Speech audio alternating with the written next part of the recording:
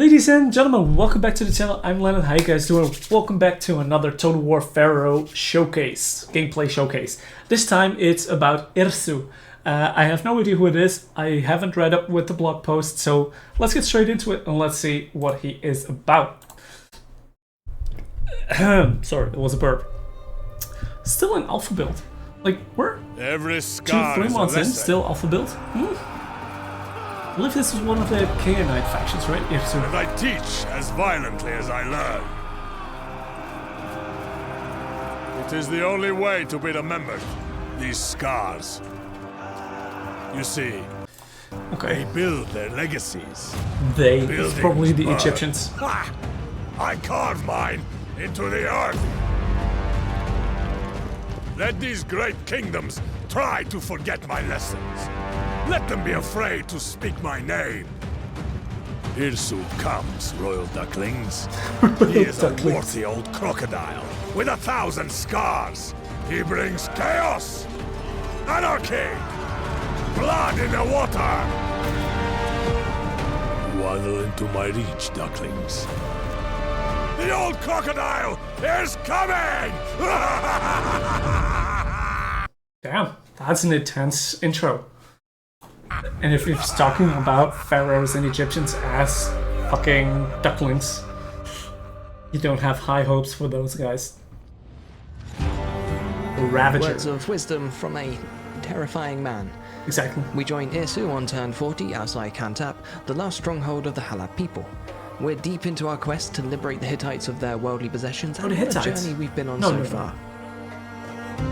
We're leaving the Hittites, so We started with a humble dream of Canaanites. bringing central Canaan. Canaan to heel, and I suppose we acquired a taste for blood along the way. Now, a ring of military forts protects our territory, which we no Nice. longer wish to grow, and ruin lays beyond our borders. Ruin we mean to bring to the Egyptians and Hittites in equal measure, because why should they be happy? Of course, fuck them. Whilst Irsu ravages Anatolia, his two generals, Dagon and Hadad, brave the Mediterranean in search of fresh spoils. Okay, so this is just a Egypt little thrashes intro of itself turn into 40. crisis. The Hittites war over a dusty throne, and mysterious raiders arrive in silent waves along the coast. Civilization rests Are we actually going to see the sea on peoples a this bed time? of kindling, and Irsu is only too eager to set it ablaze. Nice. Let's see where we end up. Look out, Kantap, we're invading on 3 fronts. Failing 3 fronts. Front 1 Yeah, puts okay. Habaru raiders in the thick of it whilst reinforcements catch up. Front 2 is a slow advance, we're hoping to draw them out a little here. And Yeah. front 3 is our right hook. There are significant reinforcements inbound from a nearby fort, and Irsu's hoping to thrash them silly before they can make it into the settlement Oh, proper. those are Fire arrows enemy to lower their reinforcements. morale and cut off their escape through the trees, whilst the rest of our units box them in and decimate them. Ooh, so those reinforcements just arrived straight away. No timing. Oh, that's chill. That's a good way to deal with reinforcements. Hopefully the AI might do it sometimes, but not like all the times. We're Like, making it through our Habaru line, so we'll send Irsu and our Sabun Nagib warriors to head them off, whilst our spearmen round the trapped units in. because like that could be devastating either for the enemy, but also for you. Like if the enemy army is full on siding here, waiting your reinforcements and just killing them straight away. Ugh. It still might be hard to win. But like for the attacking A few side, this battered is units have made genius. it through, but if Kantap was relying on their reinforcements to save them, then they'd best find a new strategy. Fronts 2 and 1 are progressing well, if only serving to keep the bulk of the defenders occupied. These are a lot more heavy axemen, I feel like. Like I the don't different love style that the of routers units. are getting away. Let's see about cutting them off with some fire. A lovely patch of grass and trees is the perfect spot to focus our flaming arrows. Oh, you can target the bushes. Oh, that is cool. Oh, that's awesome that you can actually specifically target the bushes. I know, he has an ominous laugh. Sorry, I was way too someone's intrigued by the enjoying bushes. themselves. I was like, Have we, exactly that. Do you think we've overdone it with the fire? No. You might have done a little Definitely bit, not. Chief. Front one's almost broken through. We'll flank with our Sabu Nagib warriors and set them to reckless advance. The hit to our defense won't matter when we're crushing our Reckless foes advance. against swords and axes. Okay, so we really have to go into deep dive into these formations once we're in the game.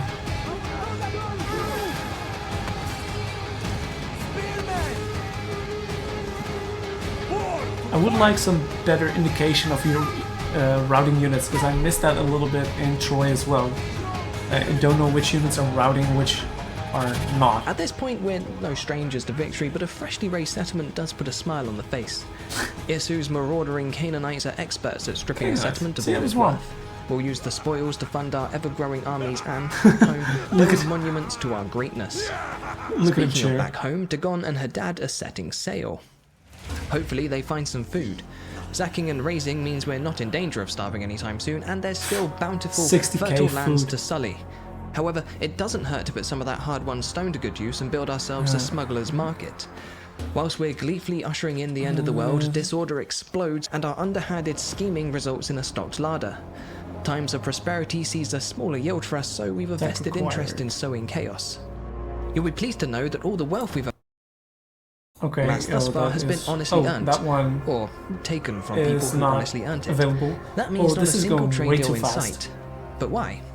Well, That was Irsu way really too likes fast. killing, and honestly, I do too. Thankfully, in Total War Pharaoh, you're free to experience the collapse of the Bronze Age however you see fit. Oh, you can actually customize the stuff.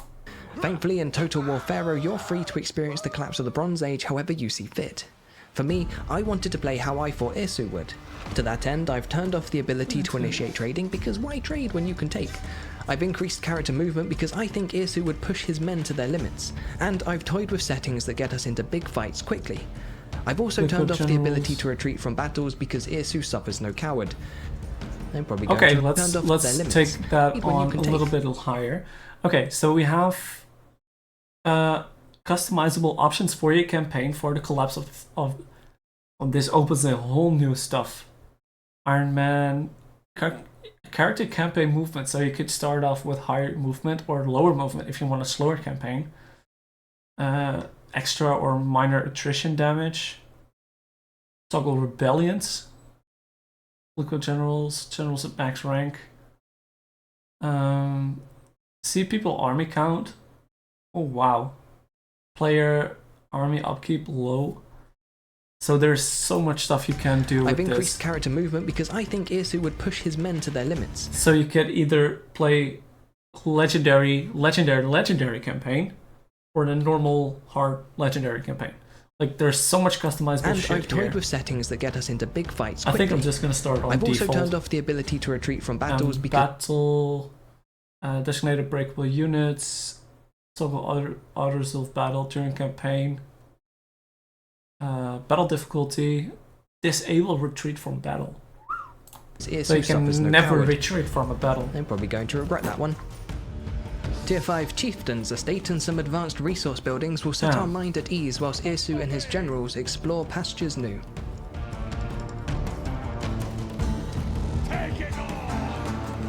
Okay, this is going very Hello, fast. who are you? Dagon's tentatively turning back because that's an attack hat if ever I saw one. Trading outposts aren't technically against my no trade rule, and if you've got a problem with that, take it up with Moloch. This is going very fast. I know he wants to show off the end game, but this is What is this? Some Intense. kind of sea person? Let's see how they fare against my ambushing the- slingers. so these are the sea peoples.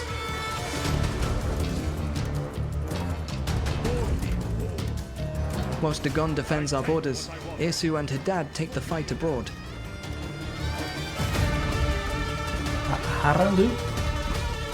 I have no idea how to pronounce all these towns. He is on a fucking roll here. Holy shit. Fire arrows to spook them, and a spear wall to block them in. That's how we deal with nice. chariots. Ambushing slingers and javelins make light work of an armoured unit's flanks. Sly Egyptians hid their spearmen in with their slingers, thwarting the charge. Okay, there's also a lot of tactics here. Spear walls, flanking slingers who can hide. The chariots, the heavier chariots. That looked like a very awesome charge.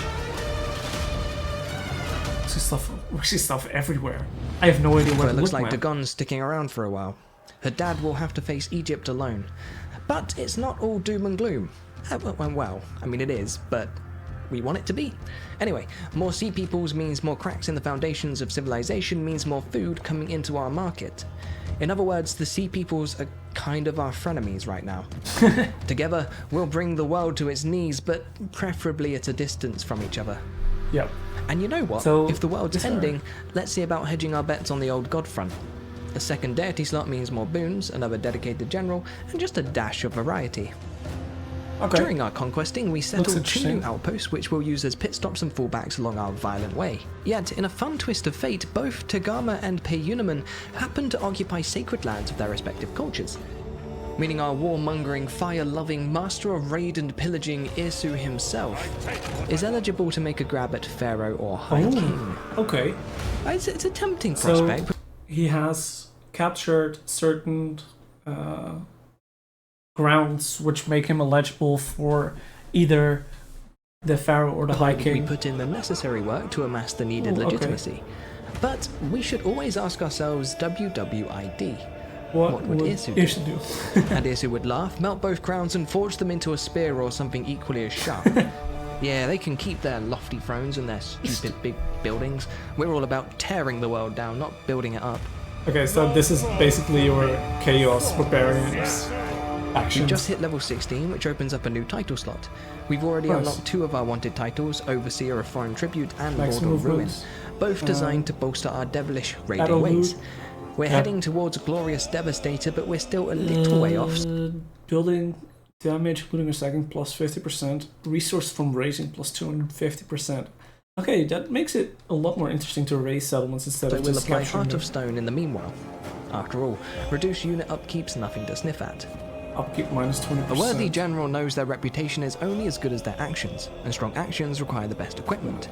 In our pillaging thus far, we've discovered a nice variety of ancillaries, from armor to weapons, mounts to shields, and everything in between. Large. Here, we can shape our bodyguards to our will.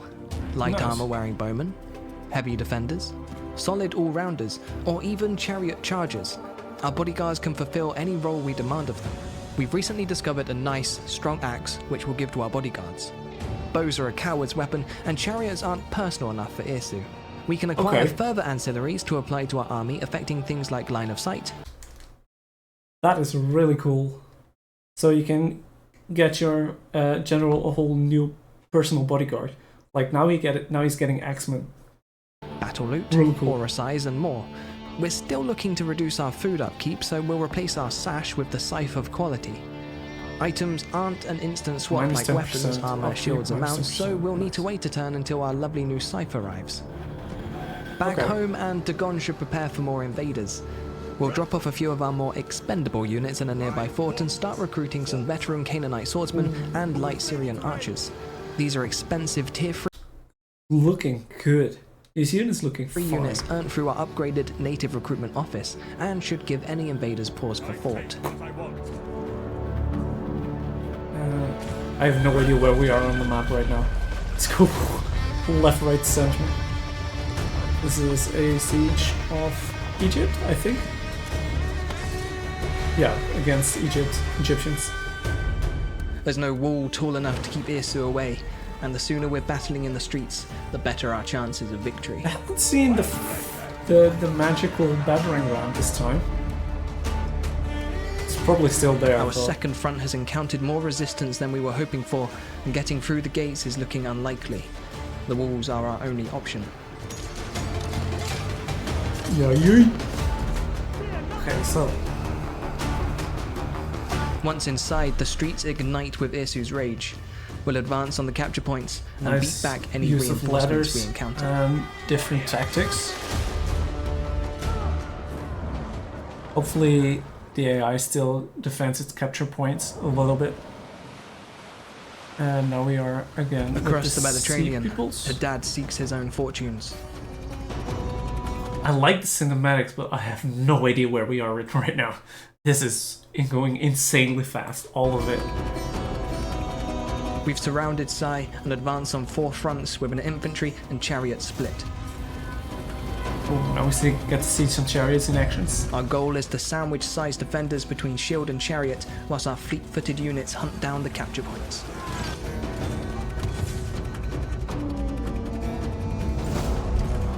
Or chariots. Oh, these cities look interesting though.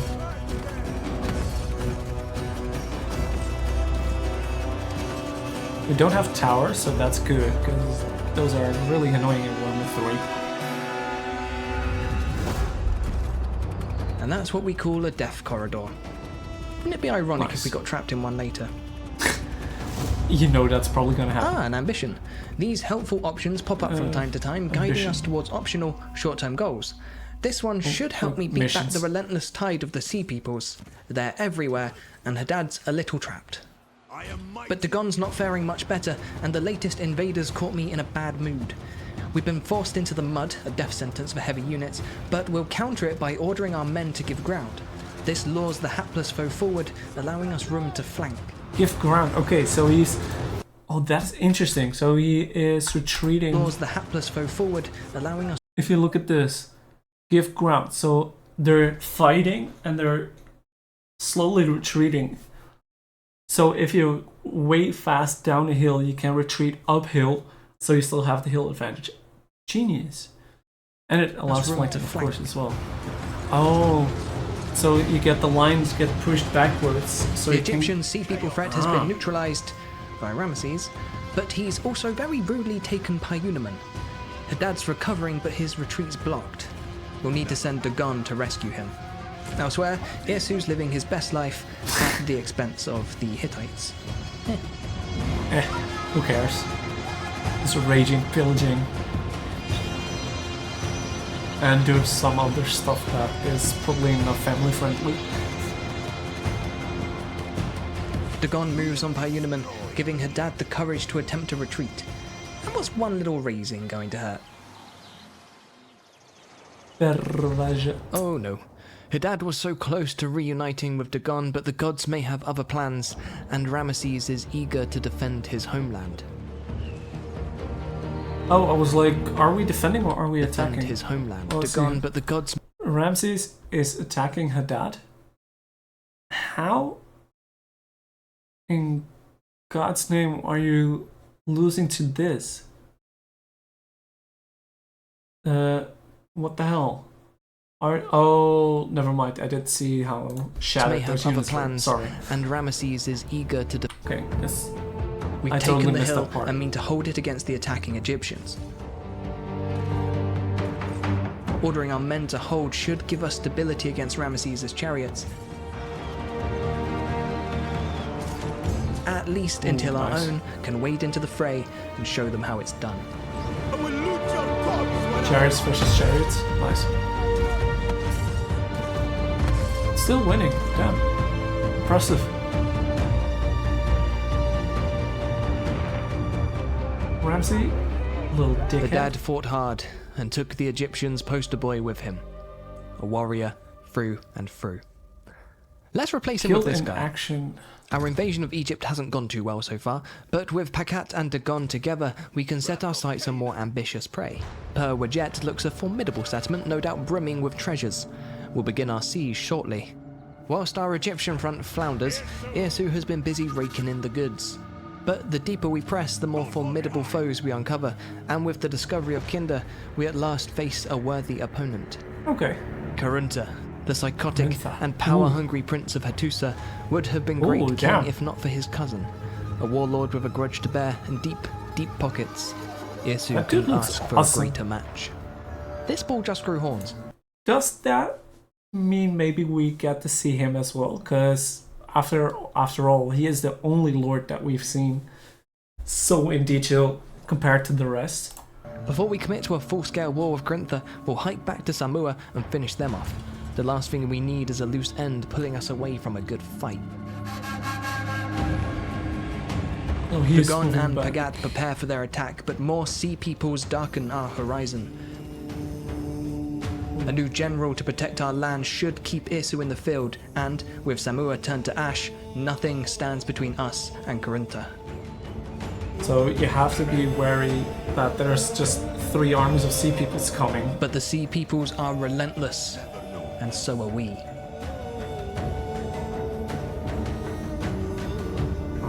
His tower's already burning. Civilization is slipping deeper into collapse, It's and the getting glorious gloomier. battle Irsu was promised has been stolen from him by raiding sea peoples. Still, a fight is a fight, and these sea peoples are rapidly slipping from frenemy status to just plain old enemy. There are In a Egypt, lot of them. sea peoples and civil war has sown chaos, and we're hoping the battered Egyptians are too distracted to notice our invasion force. Of course, without the ability to retreat, every conflict initiated is a gamble. Well, live by the sword, die by the sword. We'll at least give them a black eye. As the door You have to likely sow- closes on our Egyptian expedition for the meanwhile, we'll try our best to keep Irsu in the field.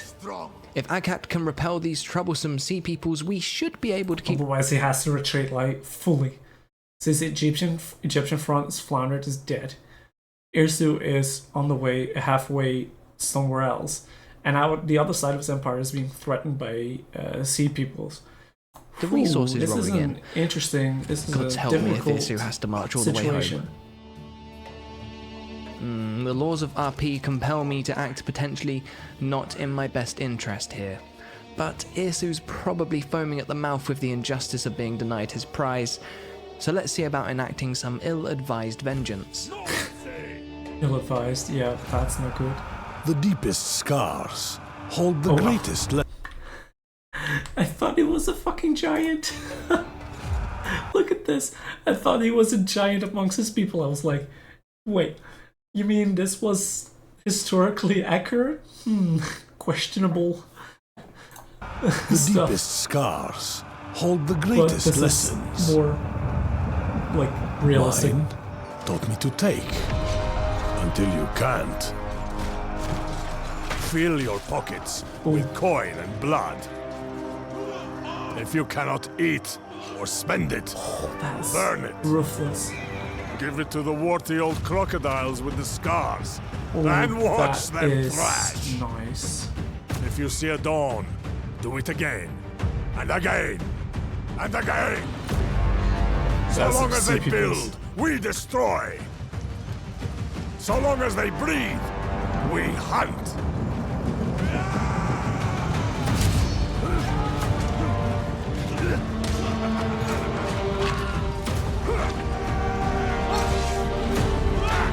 Oh, he's getting dicked on. Oh, ruthless. Take everything and die with a lot of scars. Damn, son. I like this. I like this a lot. Like, this shows a really different style of gameplay compared to Egypt. It's just, like, mainly grow your base. And this is more of the horde chaos factions that we've known of in Warhammer and in Attila, which just don't give a literal shit about anything. Basically, just wreak havoc and fuck shit up. That's the way they do it. Interesting. And I'm very excited to see what is next. So, ladies and gentlemen, with that being said, thank you guys for watching this video. Hopefully you guys enjoyed. If you did, don't forget and be sure to leave a like on the video. Comment down below if you have any different opinions on this video than I may have, or things that I missed in the trailer, since it went well fast. By all means, do subscribe to the channel as well, since we're trying to stay on top of the Total War Pharaoh content, especially when the game finally drops. So thank you guys again, and I'll see you guys next time. Peace!